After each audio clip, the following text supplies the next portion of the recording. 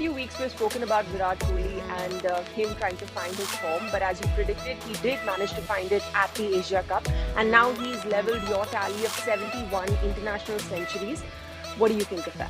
That was only a matter of time, wasn't it? It's actually it's taken a bit longer the last couple of years because he's been in that that little bit of century-making drought, if you like. It's taken a little bit longer to get to me than I thought it was going to. But no, look, he's obviously one of the all-time greats.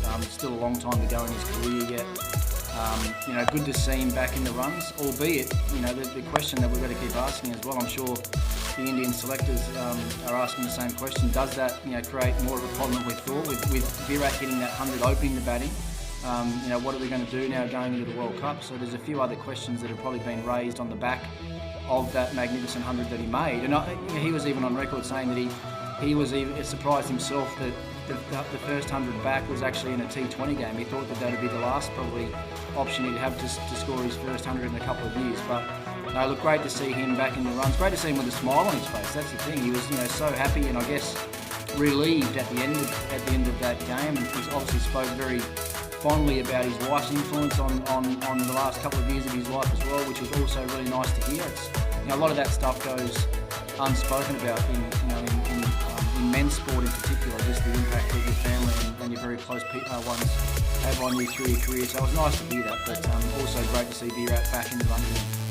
Do you think he can surpass Sachin Tendulkar's 100 international centuries? If you had asked me 3 years ago, I would have said yes. The fact that it slowed down as much as it did, I still think it's possible for him. There's no doubt. I still think he's got a number of years ahead of him. But I guess if to still be 30 international hundreds behind, I mean that's a lot.